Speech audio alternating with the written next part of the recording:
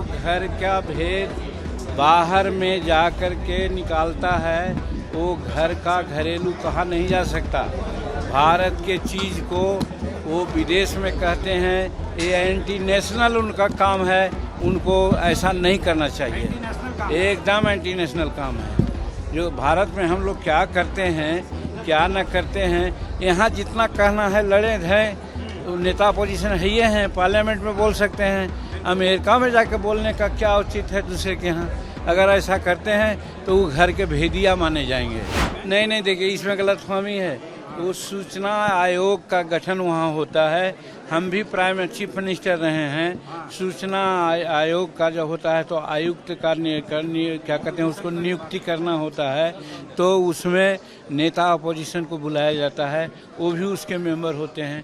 उस सिलसिले में लोग बात किए हैं। इसको पॉलिटिकल कोई बात करना मुश्किल गलत है, ऐसा कुछ है नहीं। हमारे समय में ब्रिजेंद्र यादव और नंद किशोर यादव को बनाया था हमने भी सूचना आयोग और विभाग का। आज विजय कुमार चौधरी बने हैं और फिर नेता अपोजिशन बने हैं, ये उसके मेंबर बने हैं। तो ये तो एक नॉर्मल प्रक्रिया के तहत में मिले हैं, इसकी राजनीतिक कोई अर्थ नहीं होना चाहिए। झारखंड में कोई एक्सपेंशन का प्लान, झारखंड में कोई एक्सपेंशन का प्लान, हम पार्टी का कोई एक्सपेंशन का प्लान, क्योंकि यहाँ पे एकदम हाँ। वो चुनाव लड़ना चाहते हैं, विधानसभा चुनाव यहाँ होना है। एकदम हम चुनाव यहाँ लड़ेंगे। हमारा राष्ट्रीय अध्यक्ष से असेसमेंट करवा रहे हैं, एक ग्रुप काम कर रहा है यहाँ पर, कौन कौन सीट पर हमको बनता है, उन सीटों के बारे में हम अपना दावा एनडीए में ठोकेंगे। एनडीए से बातचीत करके अलायंस में हम लोग चुनाव यहाँ लड़ेंगे।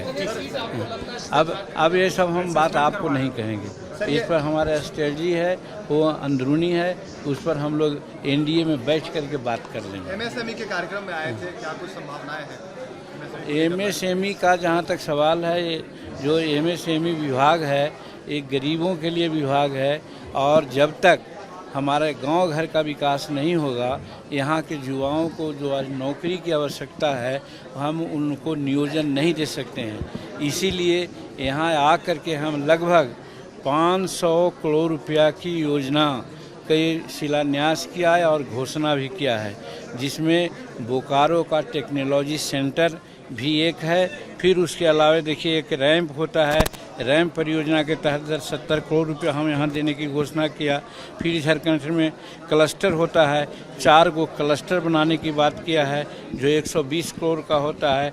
उसी प्रकार से हम लोग यहाँ पर एक्सटेंशन सेंटर बनाने की बात किया है, वो 3 गो बनाना चाहते हैं, वो 30 करोड़ जाएगा। सब मिला के 425 करोड़ रुपया की योजना हम यहाँ पर दे करके जा रहे हैं।